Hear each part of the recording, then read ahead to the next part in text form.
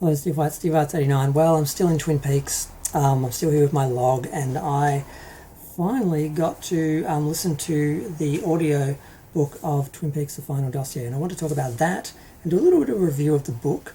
Now, it's a much simpler book than, of course, the beautiful Secret History of Twin Peaks, which is a lot more graphic. We have, recreations of menus and postcards and articles and newspaper clippings and things like that, which are all done, like reproductions, like this is all real.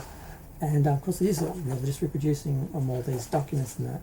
And they put a lot more work into the first book, but it didn't really answer a lot of questions. It expanded on a few things and complicated a few things and asked more questions, but it is beautiful, like the amount of work they put into it, and you really feel like you're reading a real book about this town and its history. But what the Final Dossier does is actually give us those answers and some closure. Now, I did just buy the audiobook of Secret History, so I'm going to watch that, and that'll be like my final review, I guess. This should have been my final review. But the Final Dossier, unfortunately, isn't as good graphically. Basically, you just get a couple of photographs, a little bit of illustration, but for the most part, it's all, there's some recreated notes and that, but for the most part, it's just files. And you get a black page on the other side. They should have at least had a photo of each character to fill it out a bit. But it's just, they're recreating these files for us and going through the histories and what happened to all the characters from Twin Peaks, which finally gives some closure.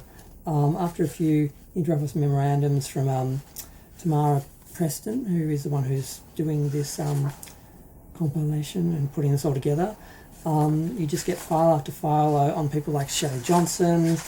Like I said, a little bit of photographic artwork in here, like the Bang Bang Bar. The Horns and the Haywards, Donna Hayward, Ben and Audrey Horn, Jerry Horn, the Double R Diner. I think we've got, there's another illustration, mostly photographic. Then we go into Annie Blackburn, Wyndham Earle. She goes into Twin Peaks again, so they just talk about the town itself. Miss Twin Peaks, they go into that. Dr. Lawrence Jacoby, it's quite a long file. He had a lot of things happen to him after that. But I don't want to ruin everything, but you get conclusion, you find out what happened to, who survived. We know what happened to Leo now, we know what happened to Audrey. And just for you guys still confused, if you watch the special features, and I have watched all the special features from all the Blu-rays for all the series, and most of the commentaries and podcasts about them, you'll see when they do the behind the scenes and David Lynch is basically farewelling Audrey after Sherilyn Fenn does her last scene. She's wearing a medical gown, so she is in a facility. So, and we see here that she basically had some episodes and was rumored to be put into a facility. And when we see her in Twin Peaks, she's in like a fantasy land, and she wakes up at the end and she's in a facility, and that's what happens. So some of the stories mirror the real life actors, like Margaret Coulson, the log lady named after Catherine Coulson. We see that she died of cancer as well, and the town all came to farewell her. She wrote a great speech that was read at her memorial by Hawke, and it's very moving. We see Sheriff Harry S. Truman, Major Briggs, find out what happened to him, and a lot of it, this is, assumptions and what, could have happened, because there's a lot that happened to Philip Jeffries, and of course trying to explore what Judy is, what happened to Raymond Rowe. There's a lot of speculation, there's also a lot of detail and information. It expands on everything. And then the most interesting part about it probably is the last photo. It goes into this idea that this world is post the return. So